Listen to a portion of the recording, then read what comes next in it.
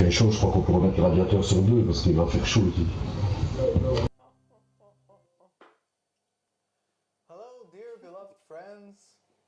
Bonjour, amis bien-aimés, merci d'être avec nous à nouveau. On est à la leçon numéro 7, une leçon excellente. Et avec nous, comme d'habitude, Moshe Almonet et Masha Shiovitz et Ariel Yaskovic. Et aujourd'hui, la leçon a pour but les lois de la nature. Moshe, qu'est-ce que tu peux dire à propos de ce sujet? Oh, je peux dire beaucoup de choses à ce sujet.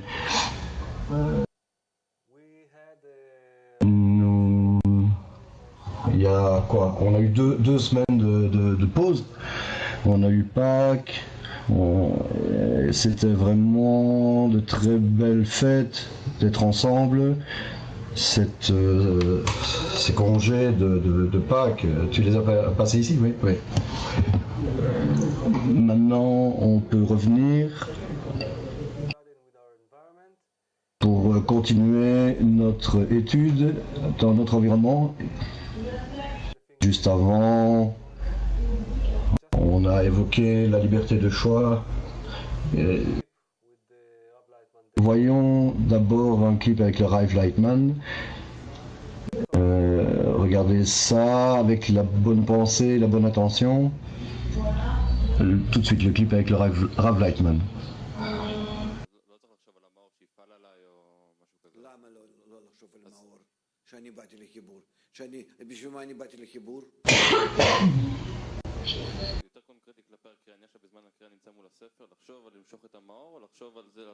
Je suis désolé, le clip est en hébreu, ça m'est impossible de traduire. Gardez la bonne attention, bonne pensée, on est ensemble.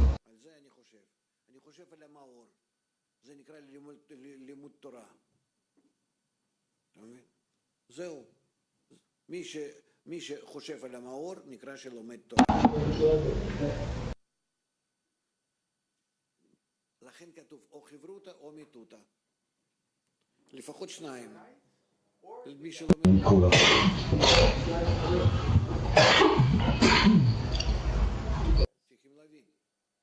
C'est comme ça que c'est. Il faut comprendre que il faut, pour étudier, tu ne peux faire cela toi-même, tu dois passer par la connexion, sinon ça ne fonctionne pas. Désolé, c'était Ariel qui traduisait en studio. C'est une très bonne occasion de parler de cela, de cette essence. Le but de notre étude est de traiter de la lumière qui réforme. On ne peut pas juste étudier cela tout seul, il faut passer par la connexion. Ça, c'est la raison pour laquelle nous on étudie ensemble maintenant. Et pouvoir découvrir les conditions pour adhérer à la lumière supérieure. Ce qu'on a besoin, c'est un désir pour cela. Ça, c'est la chose fondamentale. Tout ce qu'on fait, le travail dans le groupe, faire cela ensemble, la raison pour laquelle on fait ça ensemble, à la fin, c'est pour tendre vers une seule chose, avoir le bon manque pour attirer la lumière qui réforme. Ça, c'est le seul but de cette leçon. Et toutes les choses qu'on évoque ici, c'est pour que nous puissions garder cette attention dans l'étude. Alors, on vous invite à envoyer toutes vos questions ici à Masha. Et on a dit que la personne met en elle 4 facteurs qui gouvernent chaque phénomène, chaque comportement qu'on pourrait voir à notre propos. Le premier était, tu te souviens, le bed, le lit. Deuxième, c'était le sol. La parabole qu'il a donnée à ce sujet, finalement on peut résumer cela à l'environnement. Alors ensuite il y a l'influence qui vient de l'environnement lui-même, comme le soleil, la pluie, les choses comme ça. Et la manière dont se lie cette substance interne peut se développer. Ces facteurs, ces 4 facteurs, comme on vient voilà, on parle de gènes, C'est ça qui caractérise la personne. L'environnement, quand on met Moshe là où il peut bien se développer, quelque chose de bon viendra de lui, et tout cela dépend de son environnement. Ça, c'est la manière dont se développe l'environnement. Où est en fait la liberté de choix qu'on a évoquée? Si on n'a pas le poids dans le cœur, on ne peut pas parler de liberté de choix. Tout ce que vous feriez, cela est contrôlé par l'extérieur. Et le choix vraiment commence quand vous avez le poids dans le cœur. Quel est le choix? La conclusion qu'on a eue durant notre leçon, en fait, c'est qu'on peut choisir entre deux types d'environnement. Un qui propulsera nos pensées, nos buts, et l'autre qui permet aux choses corporelles d'évoluer. Alors, en d'autres mots, si on reçoit soit le plaisir directement dans l'ego, ou soit on travaille dessus. Voilà, commençons à présent un article très spécial du Baal HaSulam. C'est un extrait, le texte s'appelle La paix. Lisons-le et alors on en parlera. Ça, c'est l'introduction au sujet de toutes les lois de la nature qu'on va évoquer ici. Chaque personne sensée qui examine la réalité à laquelle elle est exposée trouve en elle deux aspects complètement opposés. Quand on examine la présente édification de la création, il y a une direction apparente qui nous étonne par sa profonde sagesse et sa compétence. Celle-ci forme une partie de la réalité et elle garantit son existence générale. Ceux qui examinent le point de vue existentiel ainsi que la raison d'être de cette réalité peuvent clairement voir un grand désordre et confusion, comme s'il n'y avait pas de dirigeant ni aucune providence.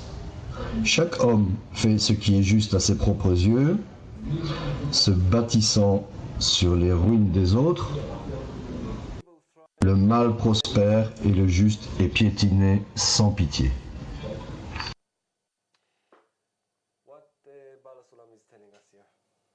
Qu'est-ce que le Baal HaSulam nous dit ici?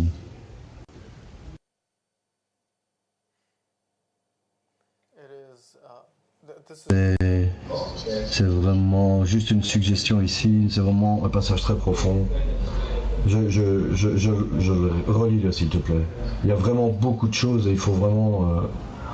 Ok, on lit à nouveau et n'oublions pas l'intention. Chaque personne sensée qui examine la réalité à laquelle elle est exposée trouve en elle deux aspects complètement opposés. Quand on examine la présente édification de la création, il y a une direction apparente qui nous étonne par sa profonde sagesse et sa compétence. Celle-ci forme une partie de la réalité et elle garantit son existence générale. Ceux qui examinent le point de vue existentiel ainsi que la raison d'être de cette réalité peuvent clairement voir grand désordre et confusion, comme s'il n'y avait pas de dirigeant ni aucune providence. Chaque homme fait ce qui est juste à ses propres yeux, se bâtissant sur les ruines des autres, le mal prospère et le juste est piétiné sans pitié.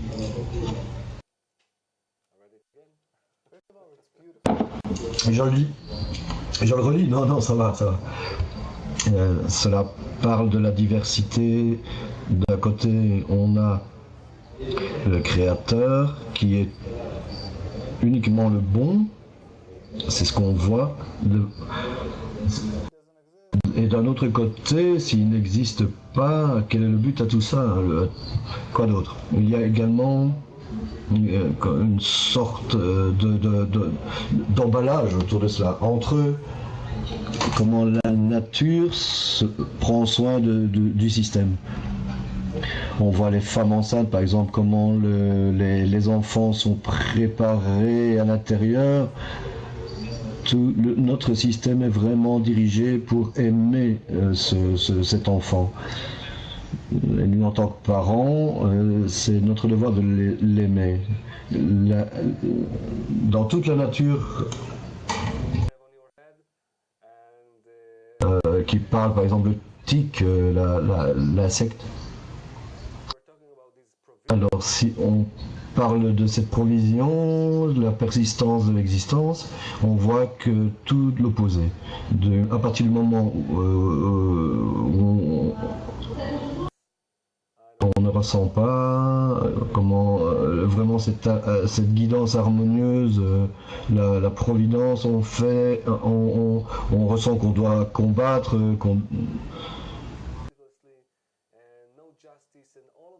il n'y a pas de justice dans la nature. Toute la nature va à l'encontre de cela, même au niveau animal. Beaucoup de fois, durant des milliers d'années, on essaie de comprendre et d'expliquer pourquoi tout ceci arrive. Comme il a dit, certains disent qu'il y a des méthodes qu'on a, telles que il y a des bonnes personnes et des mauvaises personnes. Il fait juste... il fait ce qu'il peut. Beaucoup d'autres... il y a d'autres méthodes, mais vraiment, dans cette leçon, on veut expliquer comment percevoir les réalités d'une manière qui puisse réellement améliorer qu'on puisse avoir toute une image claire de toute la réalité, et la seule chose qui manque, c'est de comment fonctionne ce système intégral, comment cela fonctionne et comment on devrait le percevoir. Donc voyons la première loi, un petit passage, et on revient avant.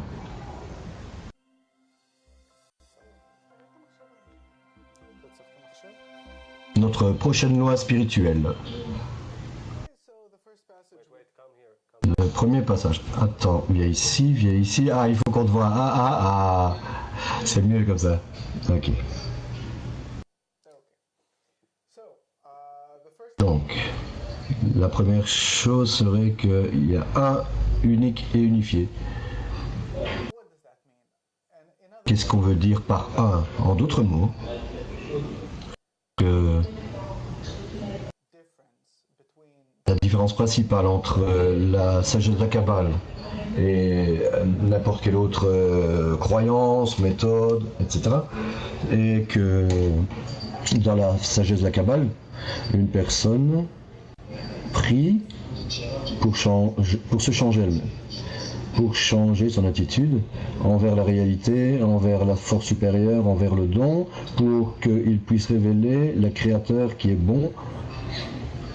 Quand on prie le Créateur de changer nos attitudes envers nous, et alors là, il se comportera mieux envers nous. On ne peut expliquer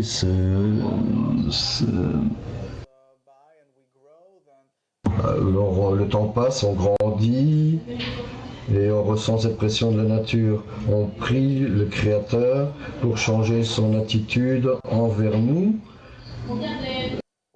pour qu'on puisse se sentir mieux. On demande au Créateur, avec la lumière, de nous changer, et on voit que le Créateur fait déjà le bien. Mais quoi d'autre? On doit comprendre que si on parle de la réalité ou de la nature, la manière dont le Balassoum l'a expliqué, ça a une valeur numérique en guématrie, c'est le créateur. La nature ou le créateur, c'est la même chose. Ce système intégral qui inclut tous les mondes supérieurs, tout cela vient d'une seule pensée de la création, d'une seule source, et tout est rassemblé. Et on doit voir que chaque chose, même si on voit des choses horribles et qui parlent contre cela, les kabbalistes nous apprennent que chaque chose vient juste d'une seule source. Toutes les actions Je vois ma belle-mère, elle vient ici, Ariel, Macha, je ne sais pas moi-même. Tout vient de cette source unique. C'est pour ça qu'on dit il n'y a rien hormis lui. Et également, je dois voir la réalité de cette manière. On a été construit par cela. Rat Lyman, dans chaque congrès, redonne toujours cette leçon parce qu'elle est vraiment fondamentale. Vous trouverez un très bel article qu'on appelle Il n'y a rien hormis lui dans le livre de Shamati. C'est le premier article de Shamati. Vous pouvez le trouver sur Internet. Et ça, c'est la perception qu'on devrait diriger toujours. Il y a beaucoup de choses qui influencent ma vie. Et si j'avais tout mon propre choix, on doit savoir que chaque chose est faite. Chaque chose est faite par cette seule force. Et il faut que je le révèle. C'est tout. Donc, voyons la deuxième loi. Peut-être avant cette deuxième loi, on voit un petit passage. Et puis après, on y revient. Notre prochaine loi spirituelle. Ok. La seconde loi, c'est il est le bien qui fait le bien. Cette perception, et avant qu'on l'explique, voyons quelque chose d'un article du Balasulam, l'essence de la religion et son but. La religion, le Balasulam signifie par cela la sagesse de la Kabbale. Et parce que l'on réalise que le Créateur, par contre, lui est parfait et n'a besoin de personne pour l'aider à l'être, ayant été avant toute chose. C'est pourquoi il est clair qu'il n'a aucun besoin de recevoir. Et on lit à nouveau. Et parce qu'on réalise que le Créateur, par contre, lui, est parfait et n'a besoin de personne pour l'aider à l'être, ayant été avant toute chose. C'est pourquoi il est clair qu'il n'a aucun besoin de recevoir. Et comme il n'a aucun attribut de désir de recevoir, il n'a aucune raison de causer du mal à qui que ce soit. C'est aussi simple que cela. Et nous avons donc défini le bien absolu. Le Créateur est une seule force. Et c'est comme une chose logique. Le Balasulam et les kabbalistes ont atteint cette force. Si la force du don, la première, qu'on dit, la première, la source, on ne peut recevoir de cela rien d'autre. Il n'est pas du tout le désir de recevoir. À cause de cela, son désir est uniquement de donner. Ok, de donner, mais quoi? De lui-même, que la créature atteindra tout ce qu'elle veut. C'est pourquoi les kabbalistes dénomment cela par un autre atteindement auquel on devrait parvenir et avoir une autre manière de percevoir la réalité, le bien qui fait le bien. Le bon qui fait le bien, pardon. Mais peut-être il est bon. Ce bien, c'est de nous permettre de révéler nos qualités. Donc, on doit percevoir toute la réalité avec les choses les plus horribles qu'on ait faites, etc. On voit tout cela comme horrible, mais on doit voir comment justifier cela. Et pas comme nous le pensons, mais voir toute la réalité, que chaque chose qui arrive est dirigée vers une seule perception qui est il n'y a rien hormis lui, une seule force, et cette force, c'est le bon qui fait le bien, le don absolu, le bien absolu, pardon. Nous ne percevons pas cela, et c'est ce que vient d'évoquer Ariel. La prière dans la Kabbale est que nous demandons de changer notre perception, notre manière, nos réceptions de percevoir les réalités, et qu'on puisse atteindre cette réalité. Et dans une autre méthode, on dit tu as fait quelque chose de mal, ok, tu devrais changer, mais Ça, c'est la différence entre l'atteinte spirituelle et être comme dans ce monde. Disons, c'est un axiome. Il faut les atteindre et par eux, comme à travers deux lentilles, voir toute la réalité. Et c'est ce que font les kabbalistes et qu'on appelle le travail intérieur. Voilà.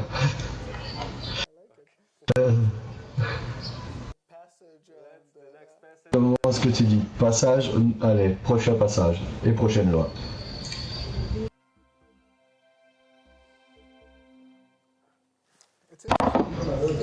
C'est vraiment intéressant, c'est pas mal.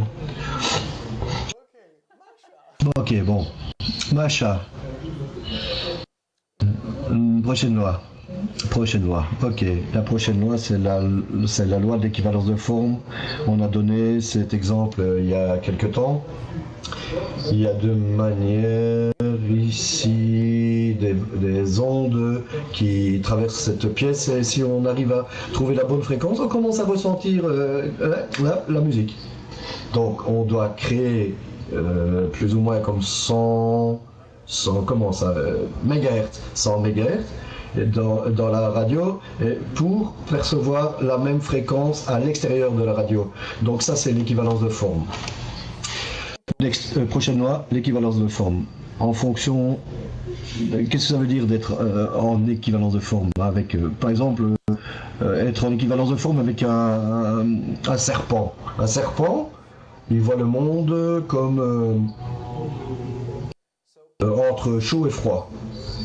Il perçoit vraiment une très petite partie de la réalité en fonction de son équivalence de forme avec lui, elle.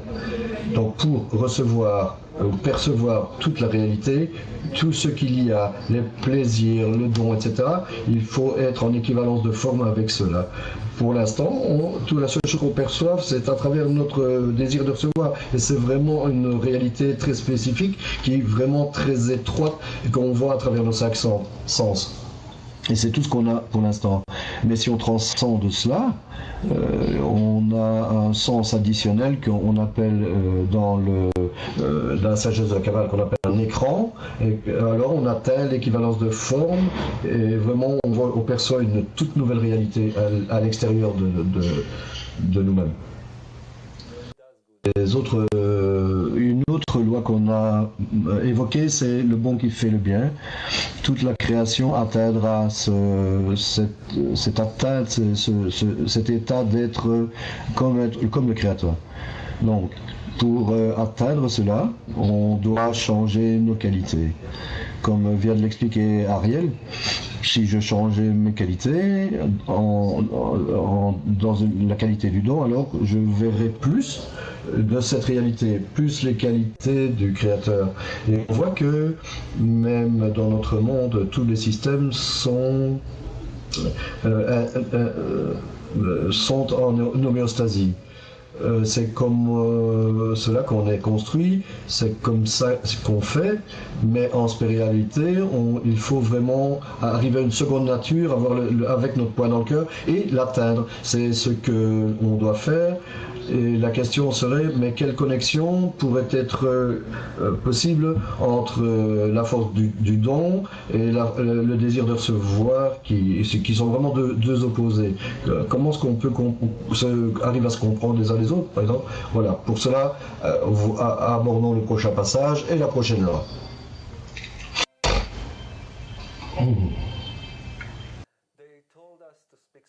Ils nous ont dit de parler lentement, et ils ont raison, parce qu'on est traduit. Ok, c'est bon. Ok, donc la prochaine loi est la loi des racines et des branches. Et cela crée tout le système entre les racines et les branches. Au niveau du monde supérieur,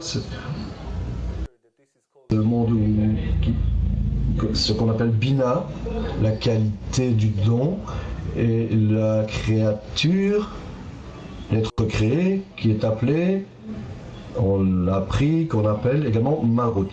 Ce sont les qualités de la perception. le désir de recevoir. Et on a besoin d'un système entier de racines qui donnent naissance à d'autres racines dans une dans ce mélange, ces relations entre ces deux caractères, le désir de donner, on sait ce que c'est que le désir de recevoir, et vice-versa, mais que le désir de recevoir, le désir de donner est si grand.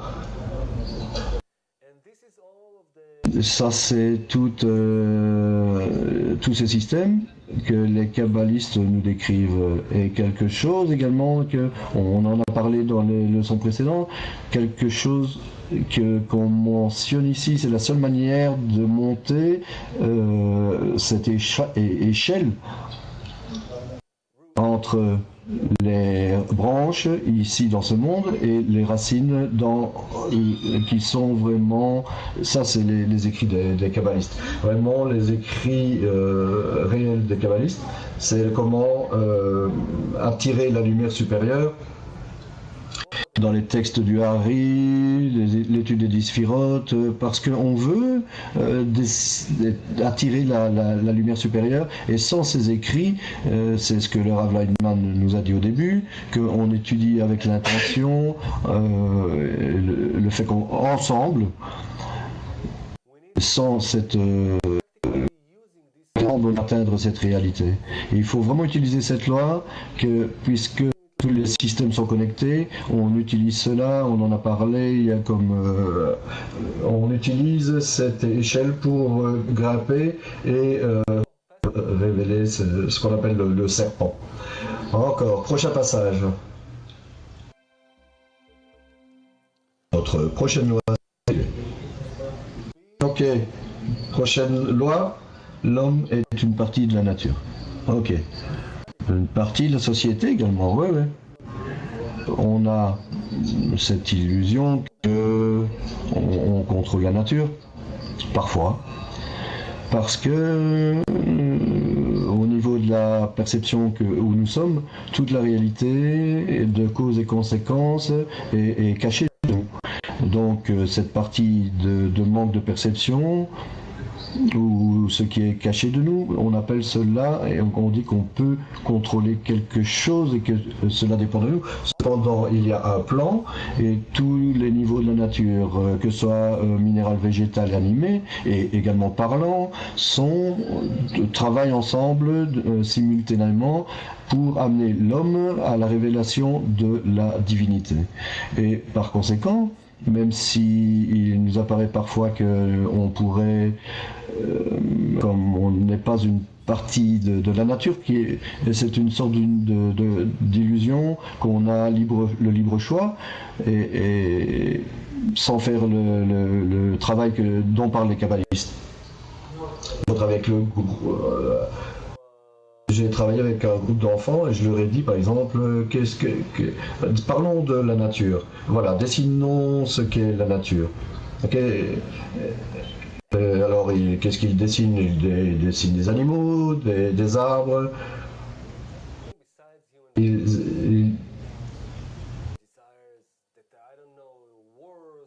C'est pas la guerre, par exemple, d'une usine chimique, ça c'est. On leur demande pourquoi est-ce que vous avez dessiné vous-même, l'humanité, pourquoi est-ce que vous.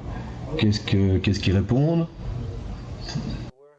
On ne fait pas partie de la nature. La nature, c'est en dessous de nous et on est au-dessus de la nature. Et il faut qu'on sache que l'homme et chaque chose que nous sommes est gouverné par ce système qu'on appelle la nature. Le fait que, comme l'a dit Ariel, on ne ressent pas cela parce que cela nous est dissimulé.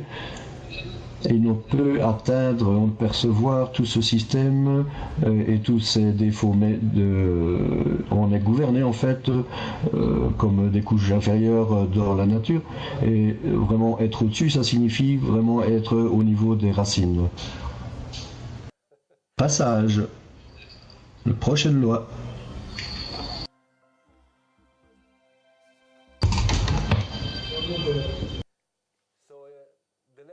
Donc, la prochaine loi qu'on veut apprendre et que l'homme, la personne, est vraiment obligé ou doit vivre en société, dans une vie de société. Il est lié à vivre en société. Mais ça c'est... Si on considère que tout le système de nature comme chaque chose, il est connecté, il est comme un réseau. Il y a des recherches qui sont sur Internet qui parlent de champignons. Les champignons sont en fait un réseau tout entier, qui sont en dessous du sol et qui sont connectés, qui se développent, qui peuvent se développer à des kilomètres et des kilomètres. Et la seule information qu'un champignon peut avoir, il le transmet à tous les autres champignons. Et également, comme nous, on est vraiment un système intégral, mais on n'a pas encore découvert ces lois. Pourquoi je peux étudier quelque chose ou atteindre quelque chose qui est au-dessus de cela. Mais en ce qui concerne moi-même, si je veux étudier le désir de recevoir, je dois m'élever à une nature supérieure. Et alors je peux commencer à étudier comment la nature nous gouverne.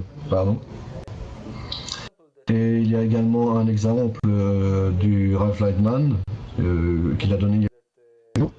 Si tu te souviens, il a dit que la personne avait comme un diamant dans sa maison. Personne ne le savait, il le gardait dans la cave et lui il appréciait cela. Il se dit je l'ai. Pourquoi il jouissait tellement de cela? Personne ne savait, personne n'était au courant de ça et lui ça le faisait jouir.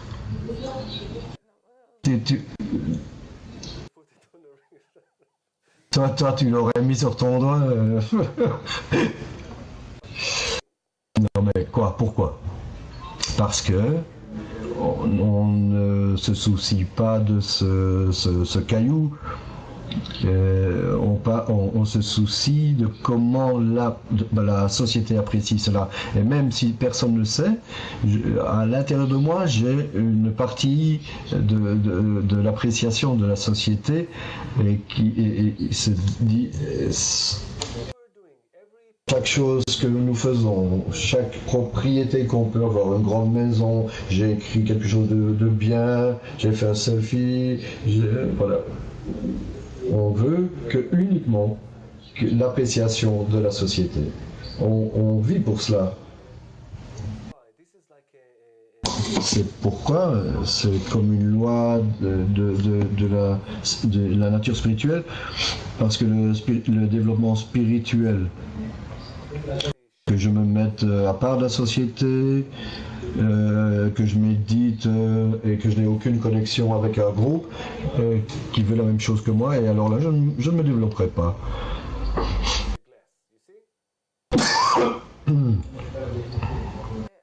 Donc en fait,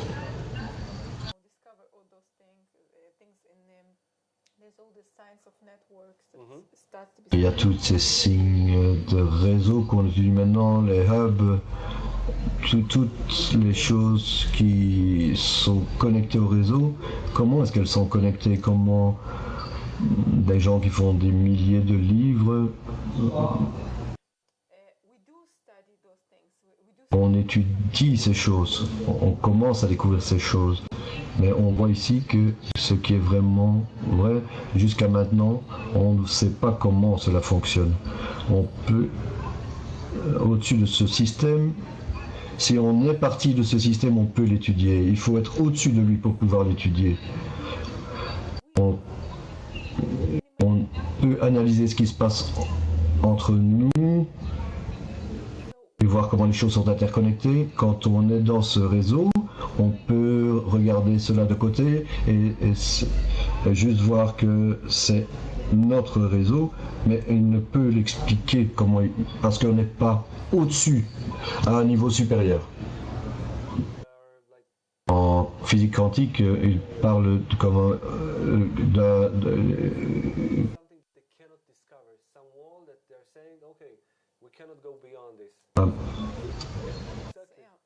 c'est un peu comme s'il y avait un mur qui nous empêche d'aller au-delà.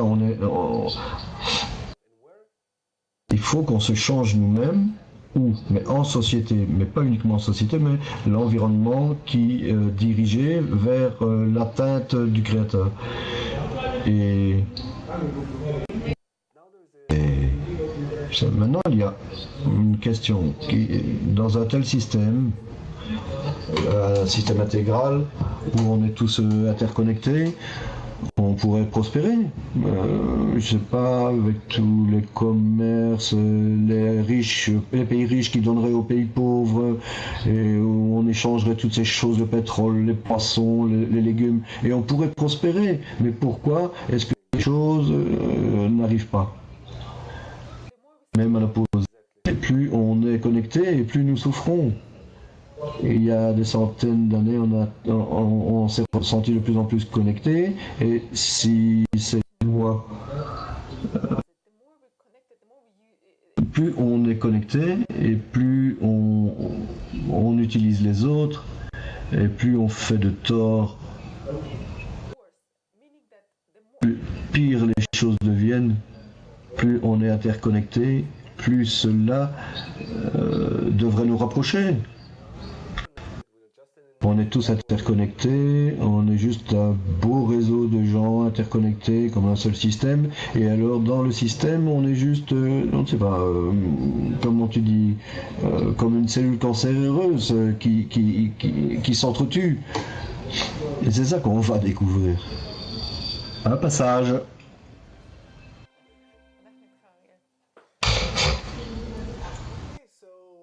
Donc la prochaine loi serait que, et ils auraient, ça serait que l'homme a été créé opposé au créateur. C'est-à-dire que, comme Macha vient de le soulever, et Moshe, tout fonctionne. Qu'est-ce que le créateur pour une personne? Parlons de tout le système. Minéral, végétal, animal, parlant, entre les gens, tout fonctionne de manière intégrale. Sa perception fonctionne comme un corps. C'est-à-dire que une cellule existe uniquement pour la maintenance de tout le corps entier. Si le corps n'en a pas besoin, il n'a aucun problème à l'évacuer. C'est parce qu'il se tue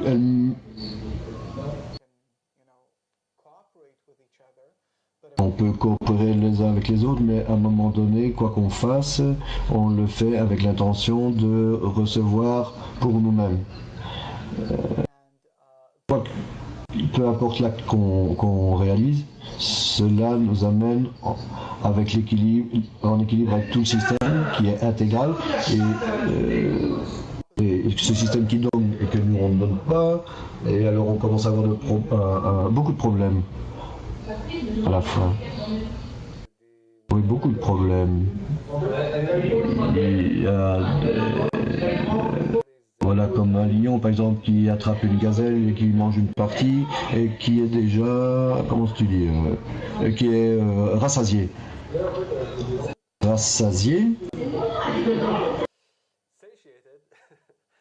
Rassasié, et alors il arrête, et il quitte, il laisse ça là.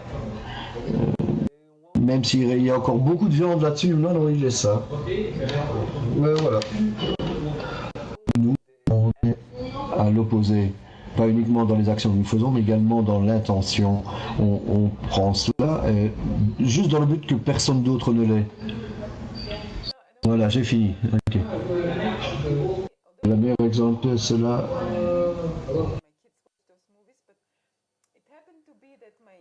cela arrive, il arrive que many questions because just because they don't usually watch those movies about the society, the animal society versus mes enfants ont des questions à propos de la société humaine, toutes ces choses. Si tu prends uniquement les choses qui arrivent dans leading the tribe. les lions se battent parce qu'ils ont besoin de se nourrir. Il y a le roi, la jungle, il y a beaucoup, toutes ces choses qui dans ce film, ce qu'ils ont fait, c'est ils ont pris les animaux et ils ont amené en eux l'esprit humain. C'est la seule différence, c'est que dans Bad will to hurt each other, which doesn't happen in nature. They do it with the bad will to rule over everyone, which doesn't happen in nature. This is all about adding the human will to a story that could happen in the animal world. But this is exactly the difference. We might do those things, but we do them with the evil, with the evil inclination or however intention. Yeah. We just do it with and this is all the difference. We are doing things in order to hurt each other. on fait des choses pour faire du mal aux autres. Et ça empêche la nature d'être en harmonie. Même les bonnes choses qu'on fait, comme en Russie par exemple, ils ont essayé de mettre tout le monde ensemble, tout le monde dans le communisme, de faire que tout le monde soit égal, de nous mettre ensemble, et cela n'a pas fonctionné, cela a échoué. On dit en italien alla grande.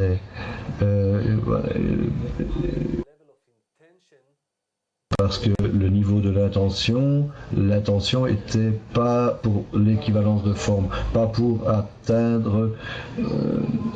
C'est pourquoi si on va contre ces lois, on rencontre des désastres. C'est ce qu'on a fait également ici en Israël avec les kibbutz, et c'est pour ça que ça a échoué également. Pourquoi ? Parce qu'à cause des mêmes raisons, on ne peut faire quelque chose dans la direction de la nature, comme des actions, mais si l'intention est toujours égoïste. Et alors on arrive aux destructions les pires. Alors on se retrouve nous-mêmes, comme si on était sous un programme. L'égoïsme est également une partie de la nature. Donc la nature nous met dans cette situation interconnectée comme un seul système, et d'un autre côté il y a le Boré, le créateur, et comme s'il mettait cela, comme s'il nous mettait une puce à l'intérieur de nous, c'est-à-dire qu'il nous oblige à obtenir un maximum en faisant un minimum, exploiter les autres. Si je souffre, il devrait souffrir plus. On est juste en train de se ruiner les uns les autres, et tout ce qui agit de cette manière. Et en plus, il dit que la personne est comme la couronne ou le sommet de toute la création. Et ça veut dire qu'en spiritualité, on voit également, l'homme détruit toute la nature, tous les niveaux, animal, végétal, tout dépend de nous. Alors comment cela peut-il être que Boré nous mette dans une telle position? Pourquoi? Dans quel but? Juste pour détruire chaque chose qu'il a créée? Passage. Et après on revient à la prochaine loi.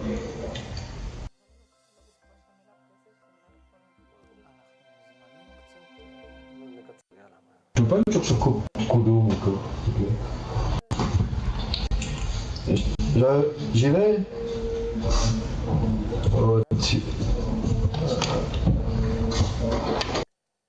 Donc, le but de toute la création est qu'on atteigne le Créateur. Et puisque notre désir de savoir ne peut atteindre la lumière, il faut qu'on puisse comprendre le contraste entre ce qu'on appelle notre situation et la lumière. Il y y a quelque chose d'autre ici que si tout était blanc ici par exemple. Comment est-ce qu'on pourrait dire que c'est blanc?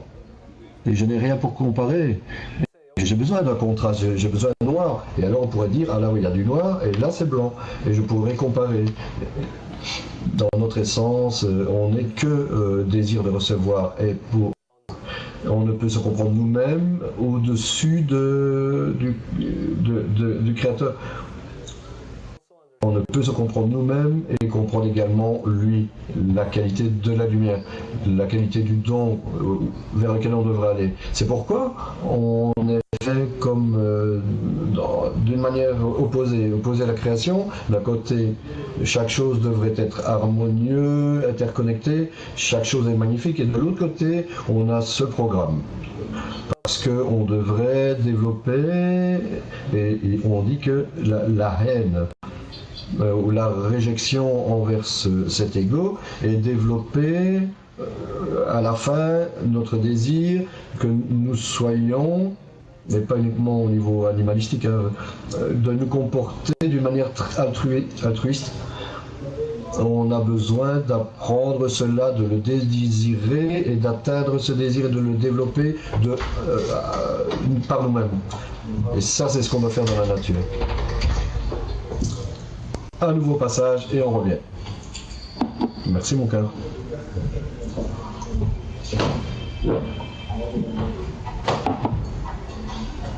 Ok. Prochain passage. La loi de l'équilibre de la nature avec au niveau conscient, au niveau parlant. Donc, en fait,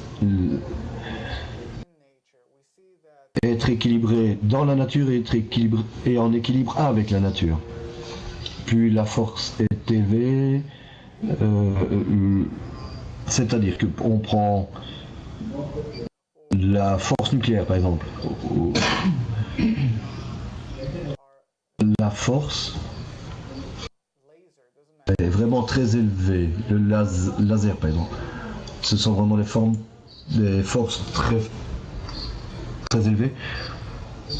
On ne peut les saisir. La chose, la puissance la plus élevée qu'on ait, c'est la pensée, c'est la force de la pensée.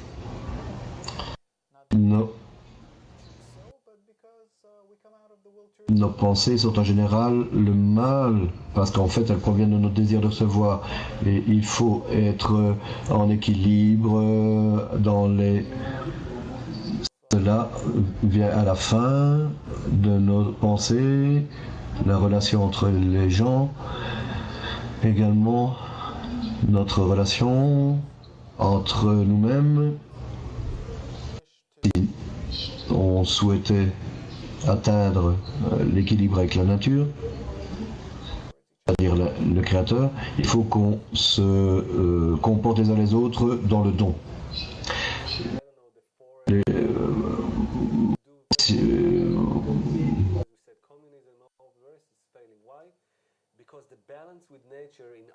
L'équilibre avec la nature dans notre cas n'est pas avec les mains et les pieds, mais au niveau de l'intention. Je dirais par d'autres mots, l'intention de donner. C'est ça vraiment qu'on doit développer. Et on dit même éduquer le désir de recevoir, à désirer ne pas exploiter les autres, ou se sentir bien au dépens des autres, mais le désir de recevoir peut uniquement jouir uniquement le don. Il peut même désirer être comme le Créateur, donner quelque chose en dehors de notre bénéfice personnel. Même à ce point, et cette éducation peut être atteinte, et on verra ce qu'est l'éducation aujourd'hui, il peut être atteint uniquement à travers ou par le bon environnement. On a parlé cela dans les leçons précédentes, et en fonction des lois intégrales, les lois de la sagesse de la Kabbale, Et ça, c'est comment on éduque le désir de recevoir, qu'on éduque notre attention, et c'est suffisant pour éduquer la personne, de lui donner une formation, une éducation, et tout le reste de son comportement, des actions, avec la famille et les enfants, cela sera en fonction de cette éducation. Et la nature demande de nous que cette équivalence au niveau uniquement de l'intention. Sinon, on n'atteindrait aucune équivalence ou d'équivalence de forme ou d'équilibre. Pourquoi est-ce que sinon on serait des animaux, et les animaux sont déjà équilibrés. C'est ce que nous devons faire, comme Ariel dit, on est comme avec notre désir, notre liberté de choix, la nature nous pousse maintenant dans ce système qu'on doit nous éduquer nous-mêmes. Nous devons réinventer cet environnement qui nous influencera et qui nous éduquera avec la bonne et correcte intention. Et comment est-ce qu'on le fait, Ariel? Un passage.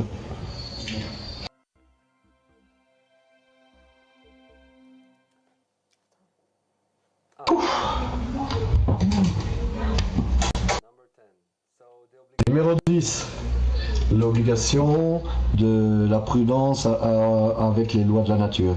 Le Balasuna nous dit que il y a des lois qu'on connaît, disons les lois de la perception, les lois de moi et la loi de nous. La loi de moi, pardon, je la connais. Essayons par exemple de ne pas respirer, de ne pas manger, d'apprécier quoi que ce soit dans la vie. Non, tu ressens immédiatement que tu vas souffrir. Donc tu ressens les conséquences d'une manière très immédiate, directe, et cela devient vraiment très très vite. Cela vient vraiment très très vite. Si je ne mange pas, alors là je vais commencer à avoir faim. Quelques heures, je peux y arriver, et je saurai directement que si je commence à avoir faim, chacun les connaît, ces lois. Où est-ce que commence le problème? Les lois les lois de nous. Voilà. Ça, ce sont les lois intégrales qui nous connectent tous dans un seul système.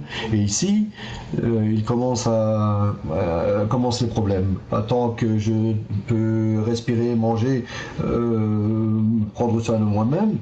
La loi intégrale, dans un système intégral, dit que je dois faire cela avec toutes mes forces, comme une cellule dans un corps pour le reste du corps.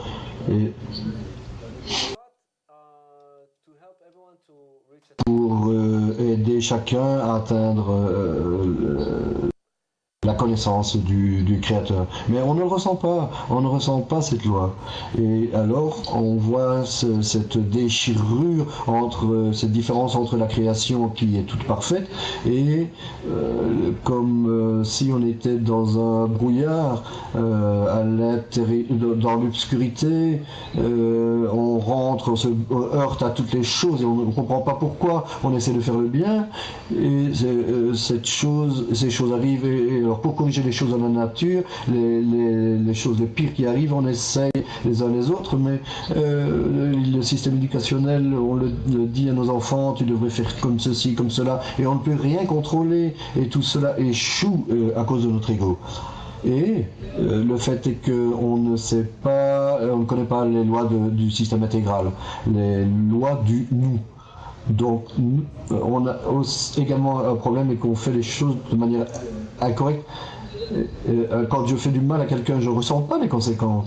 Le fait est qu'il y a une dissimulation, parce qu'on est dans le désir de recevoir. On ne peut percevoir qu'il y a une dissimulation. Quand il arrive quelque chose aux autres, ça ne m'arrive pas à moi directement. Donc ce n'est pas d'une manière immédiate que je peux se reconnaître ce que j'ai fait avec l'intention par rapport aux autres. Tout cela arrive dans ma situation et ça ne l'est pas. C'est pourquoi on est si confus. Et les gens pensent que rien n'existe, je peux faire ce que je veux, je dois savoir, je dois connaître ces lois et me soumettre à elles. Si on les connaissait parfaitement, le Balasula me termine, nous donne un exemple, si on fait quelque chose de mal aux autres, directement on serait heurté, directement. Et si on fait quelque chose pour les autres, tu ressentirais le plus grand plaisir sur la terre. Ce serait bien, non? Qu'est-ce qui ne fonctionne pas avec cela? Il n'y a pas de liberté de choix. Juste le faire pas à cause de mon désir de recevoir. Juste pour ajouter une petite chose à cela, tous ces clips qu'il y a sur internet où on voit avec le boomerang qui revient, on parle, on ne parle pas de faits réels. C'est comme si on mettait une pièce dans le chapeau de quelqu'un sur la rouille. Ça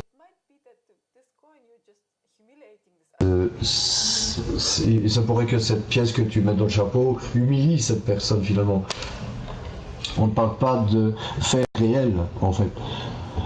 Il se pourrait que sans cette pièce, la Providence lui aurait fait demander mais quel est le sens de ma vie, et il voudrait découvrir le but de tout cela. On lui donne la charité et puis finalement, et ça ne résout rien du tout.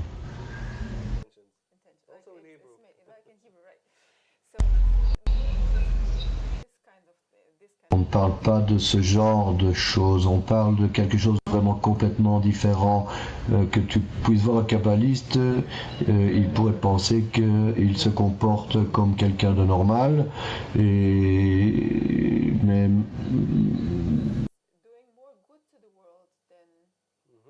il fait beaucoup de bien, un kabbaliste fait beaucoup plus de bien au monde que des millions de dollars.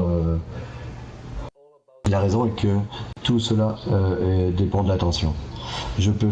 On fait beaucoup dans ce monde, on fait tout ce qu'on fait, ça ne fonctionne pas. Parce qu'on le fait à travers notre désir de recevoir. Et en fait, c'est ce que Ariel a dit en parlant de la prière, et je le fais en fonction de mon désir de recevoir. Mais il faut qu'on se rééduque personnellement. Et je veux voir également le désir, atteindre le désir de donner comme un sixième sens. J'ai affaire avec le désir de donner. Cet animal, c'est-à-dire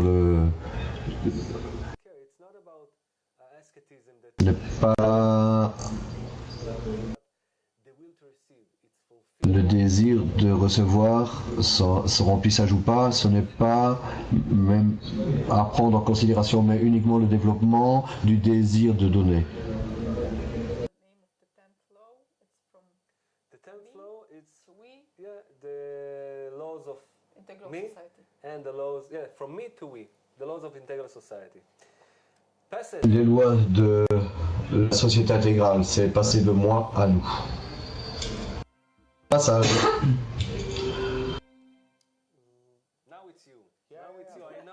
Non, c'est toi, c'est à toi. La loi du développement dans l'environnement. La loi du développement dans l'environnement, ça veut dire que outre notre désir, nos désirs fondamentaux, tout le reste de nos désirs sont l'argent, l'honneur, la puissance, tout cela est contrôlé par la société. Il détermine ce que j'aime, comment je l'aime, combien je l'aime, etc., etc. Et par conséquent, juste comme la société définit tous ses plaisirs pour moi, cela peut également définir l'opposé, comment avoir du plaisir lorsque la société influence la personne de cette manière.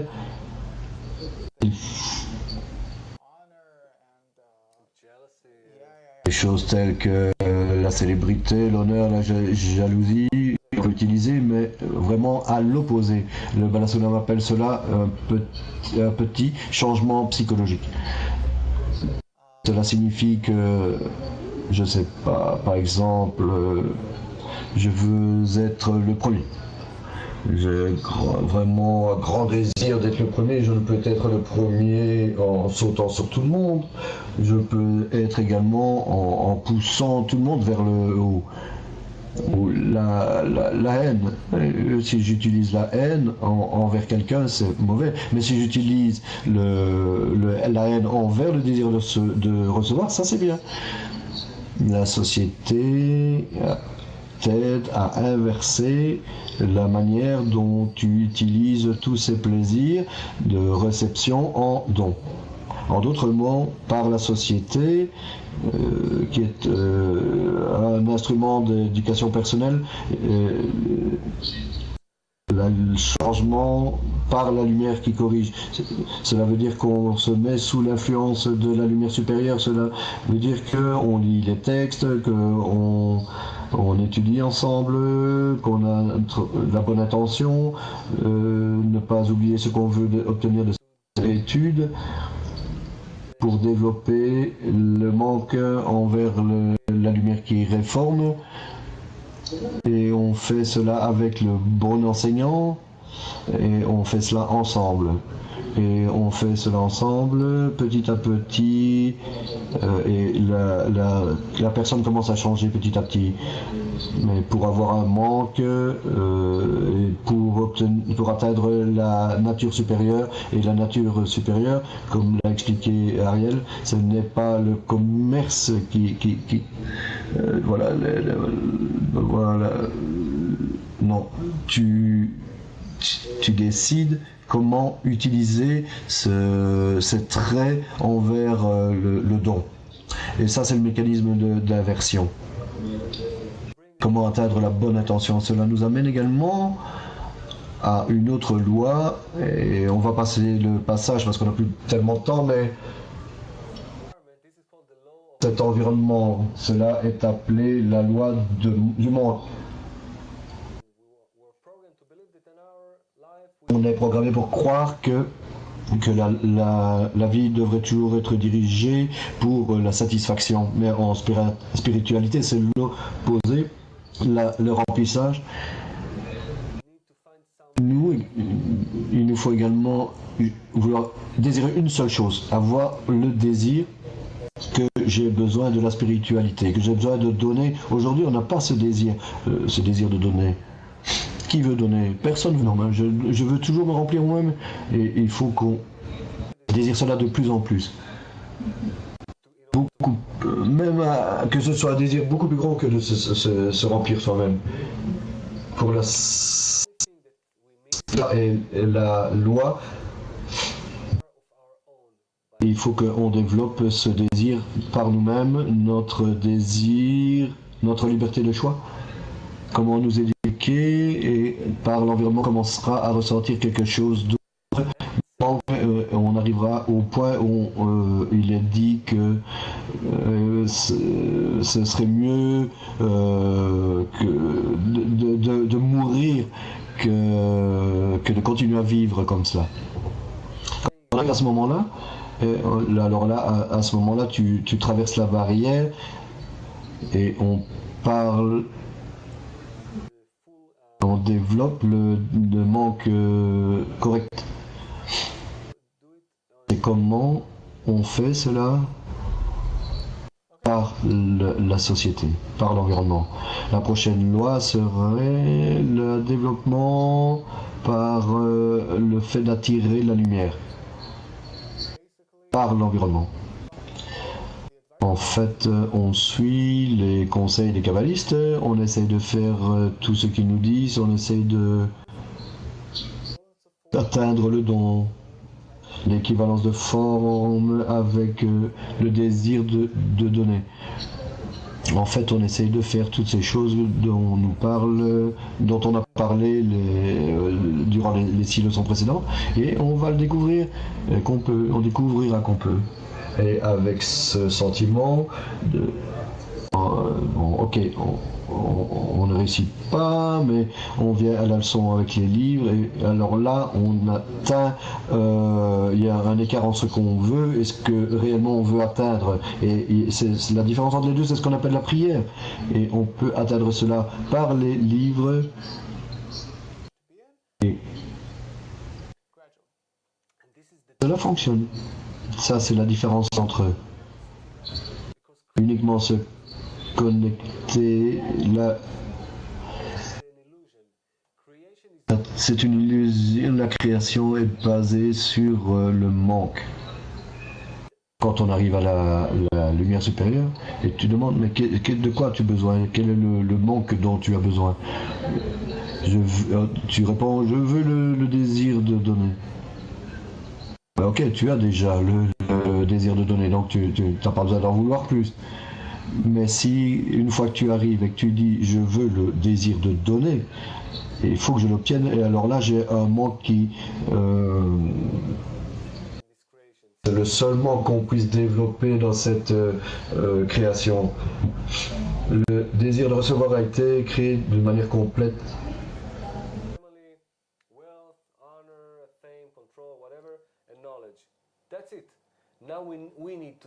Maintenant, il faut développer ce désir et on vient avec ce manque et c'est comme un cadeau. Alors on veut remplir un océan de plaisir, mais comment appeler ça, sans fin, à plat.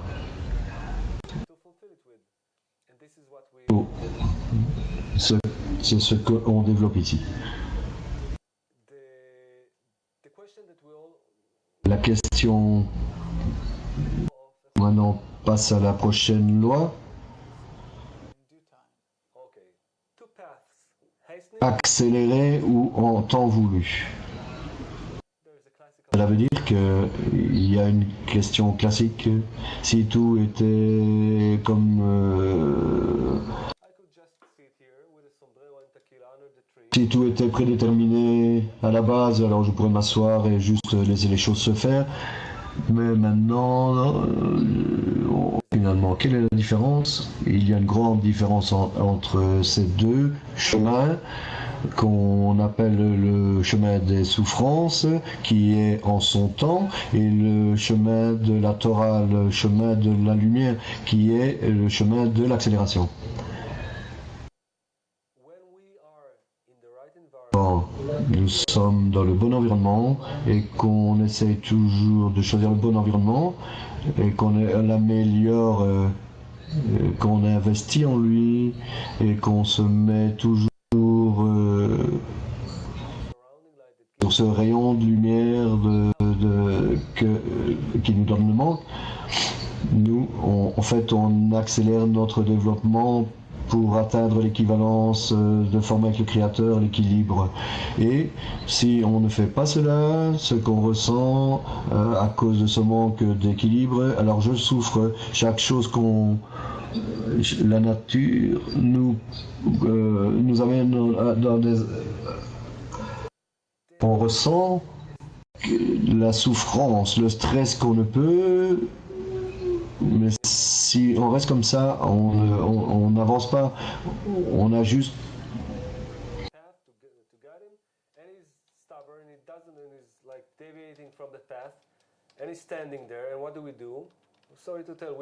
Personne qui refuse d'avancer, eh ben, il ne progresse pas, il retourne en arrière et à travers cette accélération, on atteint tout. On atteint la pensée de la création. On atteint le Créateur lui-même. C'est pas uniquement l'accélération. On atteint toutes ces étapes. Uniquement par la souffrance, on n'atteint rien du tout. La loi est que pas uniquement par l'équilibre de la nature, mais à travers l'accélération. Ils sont ceux qui ont le poids dans le cœur. Pas vraiment, pas Israël corporel, hein, ceux qui accélèrent le temps, qui ont le poing dans le cœur, ceux qui accélèrent le temps et peuvent atteindre le Créateur. maintenant les lois du développement qui...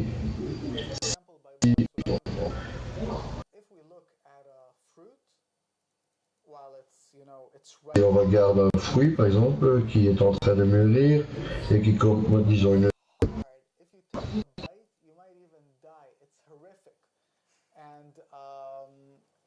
And the most annoying thing about it is that unless you already seen the process of sweet, juicy, and good, then it looks, then you'll never guess how good it could be. Same with the human race. Si tu coupais le fruit trop tôt sur l'arbre, tu ne saurais jamais ce qu'il pourrait donner et tu ne lui laisserais pas le temps de mûrir. Parce qu'on ne voit pas la situation finale, l'état final, alors on est dans un processus de développement, comme le fruit sur l'arbre, et à un moment donné, à la fin, on sera aussi doux et sucré, on deviendra aussi sucré que ce fruit. Maintenant, l'ego se développe de manière destructive, mais il faut qu'on apprenne comment utiliser cet ego pour donner lieu à la fin de la correction à un fruit succulent. Il y a beaucoup de choses qu'on devrait développer.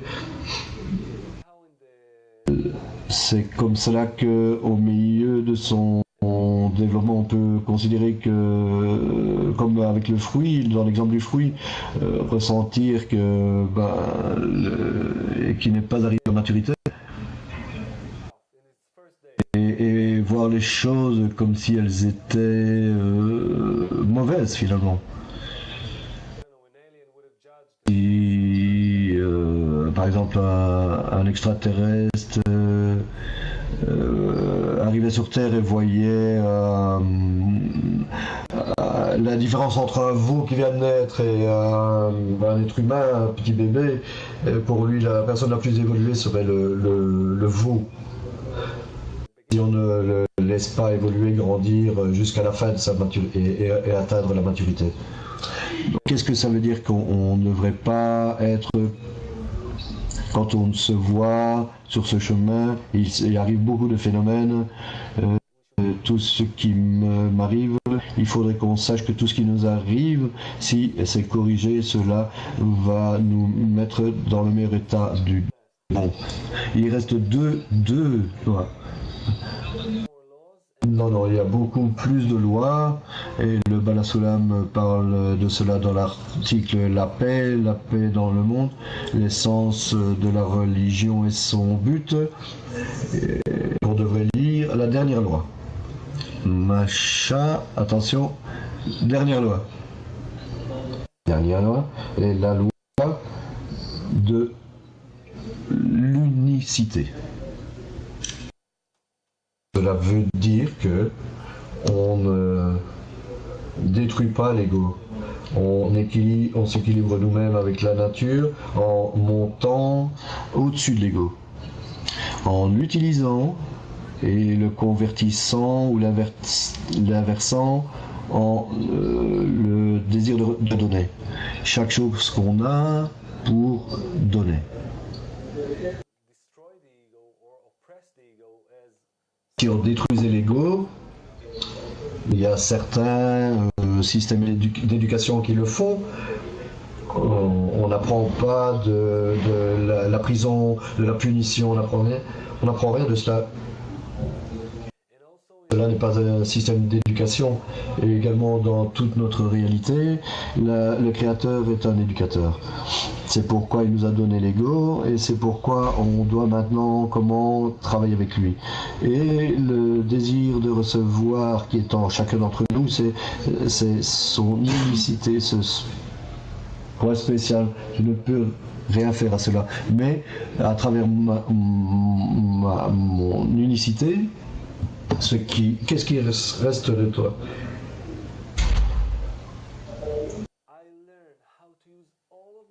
J'ai appris comment utiliser tous mes traits, tout ce qui m'a été donné de la nature pour donner cela aux autres et pour faire cela d'une telle manière qu'on puisse atteindre la perfection. Même je suis né, Ariel est né, voilà, si on était né grand, beau, fort, et que je suis en fait né petit, moche et tout, je ne réussirai pas dans la vie. Ce que chacun doit faire, c'est utiliser sa singularité, utiliser tout ce qu'il a envers l'environnement, pour investir dans l'environnement. Et c'est où et comment chaque enfant dans le système d'éducation peut se donner dans la meilleure mesure et surmonter toutes ces différences qui nous détruisent, les langues différentes, la beauté, la mocheté, tout ça. On utilise tout ça et on crée quelque chose au-dessus. Comment chacun d'entre nous utilise son coin dans le cœur, sa tendance à donner, pour se connecter et utiliser tout le reste de ses attributs. C'est comme ça qu'on atteint l'équilibre avec la nature. Une question, Macha.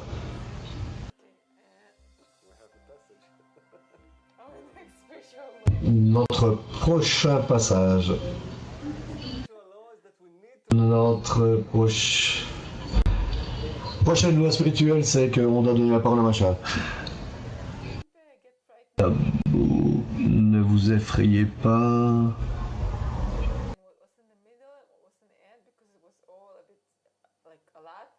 Cela est un peu beaucoup, mais il faut revenir toujours tout au long du semestre. On reviendra toujours. C'est la première question de Romain de Toulouse. Pourquoi on utilise toujours le mot Dieu pour décrire le Créateur? On a beaucoup de noms pour le Créateur. Ça peut être le Créateur, c'est juste ça veut dire en fait une action que tu dois entreprendre pour révéler une entité supérieure qui est, quand on dit Boré en hébreu, cela veut dire Boré, ça veut dire viens et vois, et par conséquent on entreprend certaines actions et on voit le résultat. Mais on apprend cela dans la loi des racines et des branches, dans le livre de la Torah, partout.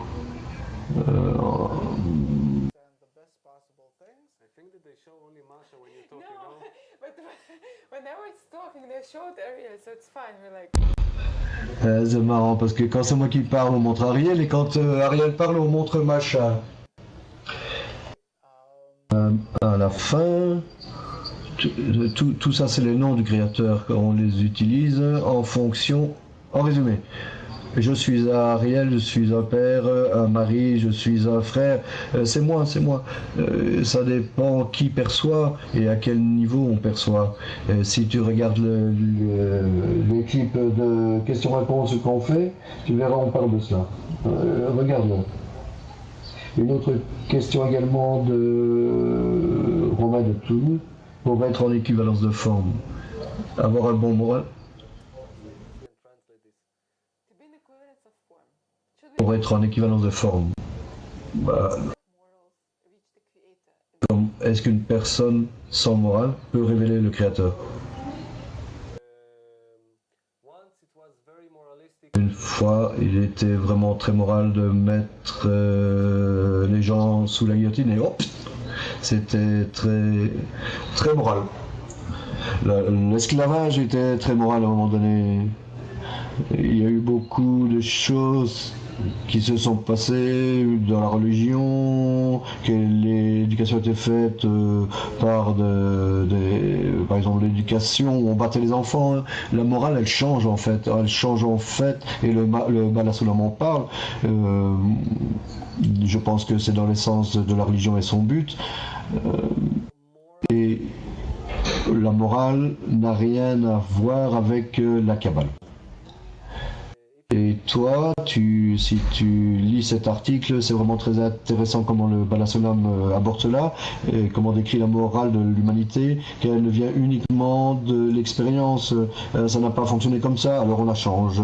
Et alors à nouveau, une expérience pénible, alors hop, on change la morale. Et si tu étudies de la nature, du boré, de la qualité du don, et ça c'est ton but, la révélation du Créateur, c'est une morale unique et elle ne change pas. Et en fonction de cela, en fonction du don, de la connexion, tu verras toujours, découvriras toujours la meilleure chose de faire les choses. Parce que cela a à voir avec les lois de la nature, les lois de la providence, et tes yeux vont s'ouvrir de la plus grande manière sur les kabbalistes savent quoi faire, et tu le sauras également.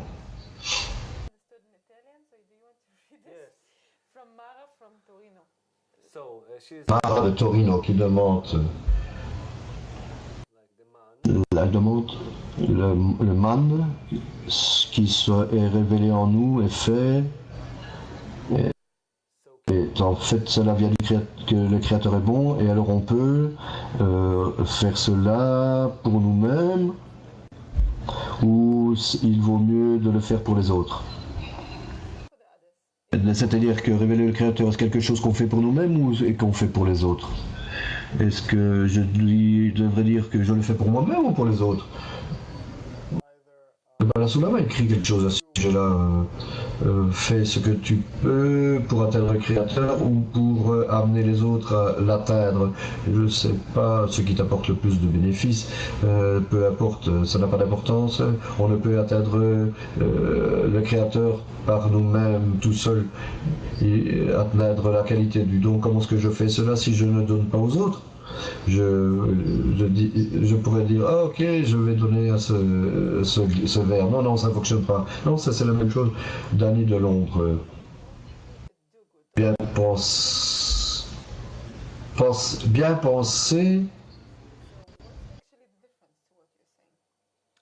I will tell you. Danny. Danny, je vais te le dire, je ne pense pas bien. Tu penses bien?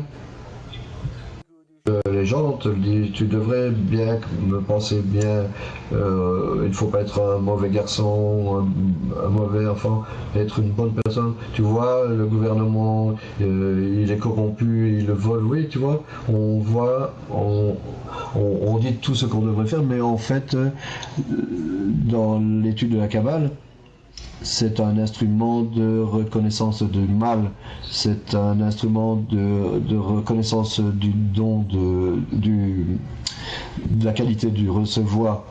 Je vois les autres, je n'ai pas de bonne pensée pour eux, ça c'est la vérité. Et ça tu le découvriras, mais peu importe ce que sont mes pensées, qu'elles sont mauvaises ou pas, ce que je veux faire c'est avancer vers la correction et... Le seul discernement que tu as sur le chemin de la correction, c'est que c'est très éloigné de... Tu devrais faire, tu devrais te comporter comme ça, non, mais je me fous de cela.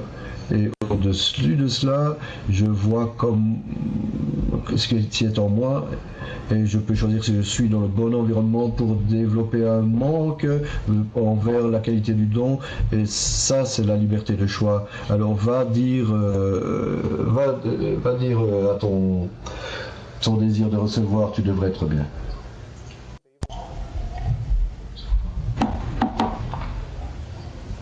On dit que le Créateur a créé le mauvais penchant et la Torah, le manuel pour le corriger. Ça, c'est la seule chose qui puisse changer le mauvais penchant. Julia de Chicago dit est-ce qu'on devrait apprendre à donner sans attendre quoi que ce soit? Chicago, c'est en France? C'est près de la France. On a également des questions d'Iran. Julia de Chicago, est-ce que tu veux dire qu'on devrait apprendre à donner sans attendre quoi que ce soit? Pourquoi pas? Pourquoi pas? On doit... La révélation révélation du Créateur. Rien pour le désir de recevoir, tout pour le désir de donner. Une question d'Israël. Iran. Être jaloux. Être jaloux, est-ce utile ou une bonne attitude comme la haine, comme Ariel l'a dit, si on l'utilise de manière correcte, être jaloux, est-ce une bonne attitude? Oui, oui, on dit dans les textes, dans les sources que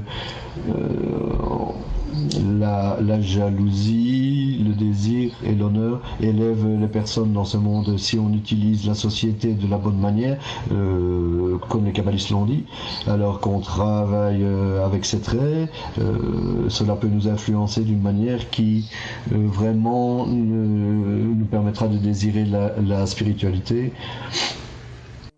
Et cela nous délivrera et nous fera sortir, nous amènera de ce monde au monde supérieur. Je vous conseille de regarder le clip sur les questions-réponses et vous recevrez également via Facebook. Regardez, soit prendre des autres ou est-ce que tu dois grandir avec les autres?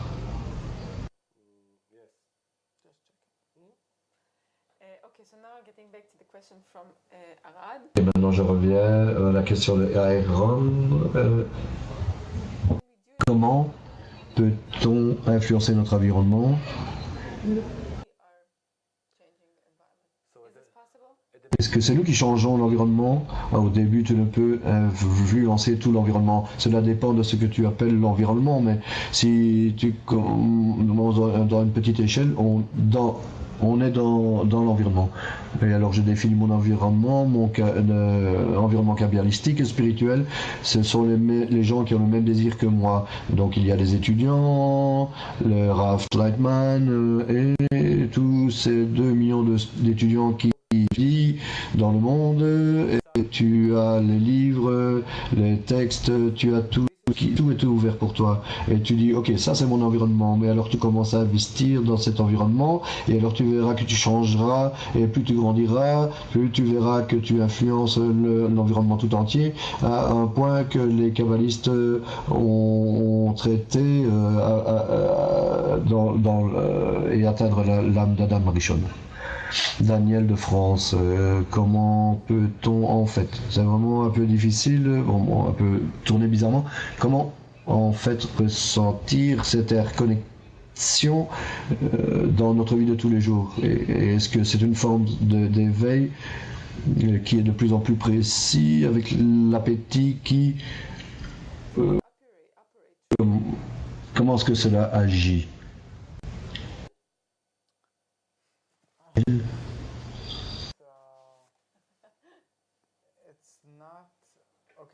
Ce n'est pas... Qu'est-ce que c'est? Plus on se développe, plus on découvre, on commence à ressentir cela, ce sens intérieur que l'on reçoit. C'est pas de la télépathie, c'est quelque chose, c'est un sens intérieur, pas de ce monde qu'on appelle le point dans le cœur, et qui, puisque c'est un niveau supérieur, il contrôle, ressent tout ce qui est en dessous de lui. Peut-être, je pourrais ajouter, tu ressens les autres, tu commences à ressentir les autres, comme tes amis dans ce chemin, les amis qui ne sont pas dans le chemin, tu commences à les ressentir comme s'ils étaient des enfants pour toi. Tu commences à ressentir ce qu'ils veulent, comment ils sont, tu commences à ressentir l'amour entier. Qu'est-ce que je peux leur donner? Qu'est-ce que je peux atteindre et leur donner pour les aider et à me connecter avec eux? Et tu verras depuis ce point dans le cœur ce qui est dans le cœur de tes amis. Le plus tu grandiras, comme les kabbalistes, ils ont vu, plus tu auras des discernements. Ce n'est pas une intuition, si tu seras connecté d'une certaine manière, ce n'est pas de la télépathie, mais c'est... Quand les kabbalistes parlent d'amour, ils parlent le sentiment de ressentir les autres. Un peu comme je m'aime moi, et on commence à voir le monde à travers des yeux différents. Tu commence à voir comment, à partir du moment où je commence à arriver à la perspective, où je commence à ressentir ces amis, à vraiment les aimer, qui sont dans mon environnement, à partir de ce moment-là, je commence à voir comment moi, dans mon corps, je l'influence, comment ces choses l'influencent. À partir du moment, ça c'est vraiment le seul point où tu peux ressentir cette interconnexion. Esperanza de Sevilla, Comment est-ce que vous savez quelle est l'intention correcte? Comment est-ce que vous savez ce qu'est l'intention correcte? C'est une question excellente. Comment est-ce qu'on sait que c'est la bonne intention?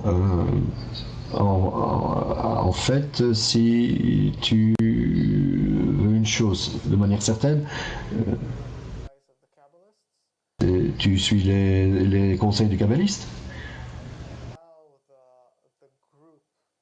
Tu permets au groupe de travailler comme, je ne sais pas comment le dire, mais ça permet au groupe d'être en avant. Si tu le prends de là, de ce laboratoire kabbalistique qu'on fait tous ensemble, si tu t'annules devant cela, alors de manière certaine, tu atteins la bonne intention. C'est un peu comme si on était comme s'il y avait 360 degrés autour de nous, mais il n'y a aucune idée de où aller. Et le groupe qui est mon phare, si on se connecte à ce groupe, alors là, on est dans la bonne intention. Pour se connecter à ce qu'on appelle le groupe est les étudiants qui apprennent ce cours avec nous. Ce sont les étudiants qui apprennent avec le Rav Lightman. À chaque leçon du matin, on peut se connecter à ces leçons et aller au site et télécharger les leçons, et lire les textes. Et alors tu verras que c'est comment tu te connectes de plus en plus et tu auras beaucoup plus de ressenti en fonction de l'attention, quelle est l'attention, comment on travaille avec elle, c'est vraiment quelque chose qu'on doit clarifier à chaque moment de notre vie. Donc on vous remercie beaucoup, c'était vraiment juste quelques petites allusions comme ça de ce que sont les lois. Allez, au revoir.